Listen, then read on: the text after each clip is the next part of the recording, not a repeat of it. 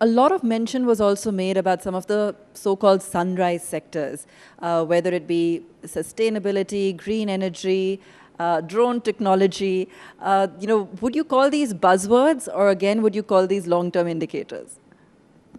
Look, I think we have to, celebrate the fact that, there are pockets of dynamism in India, whether it's the so-called unicorns, but I think it's very, very important to remember that these are highly capital intensive, finance intensive, highly skill intensive, and highly tech intensive sectors. So in terms of their job creating ability and the ability of the benefits of this to spread to the rest of the economy, I think they're fairly limited. So I don't think, the bottom 50, 70% of the country, you create 100 unicorns. I mean, what does it do to them, for example? Some of them maybe create a few jobs, like in this whole, kind of retail sector and things, but the job creating ability of these sectors is very limited. So I think the key thing, what the crisis has exposed, pandemic, is that we need more growth, and we have a jobs crisis. We need more jobs. And that's why that has to be the long run strategy. And these, unicorns and new energy are not sectors that are going to drive and create a lot of jobs. And I think we should be clear about that. Okay, so you're saying manufacturing, industry, private sector capex, that's what's expected to kick in and really drive the recovery. That's the expectation, of course, as outlined in the budget itself. But, Dr. Subramanian, if you were to really highlight or probe this a little further, and you've talked about it today, but give us a sense of how deep the problem is. There's been so much said about this K-shaped recovery. While, of course, the finance minister doesn't necessarily want to talk about it in alphabet terms, but the recovery has been much debated.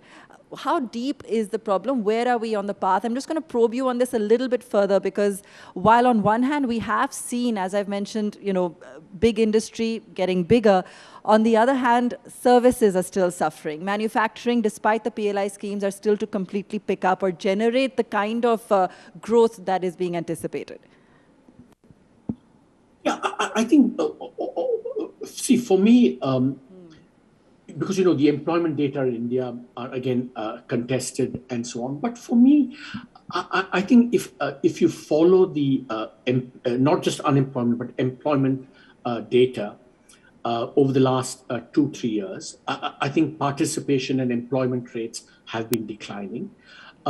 Of course, you can contest that. But for me, this whole, how much is the demand for Manrega? If you look at the demand for Manrega even today, it's about, at least 50, 60% higher than pre-pandemic levels.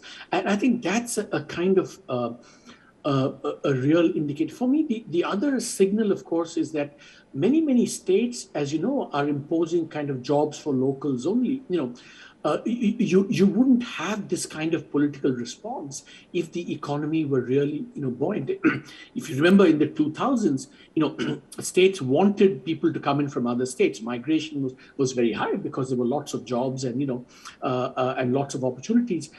So if you look at the combination of all these things, and then, of course, the SME sector, because, we don't really know for sure what the scars are still in the SME sector, because they've got a lot of forbearance from the banking system. They've got a lot of help, as they should, and maybe they should get a bit more. But we don't know the real state of the SME sector, or we will not for some time until kind of the dust clears. So I think that,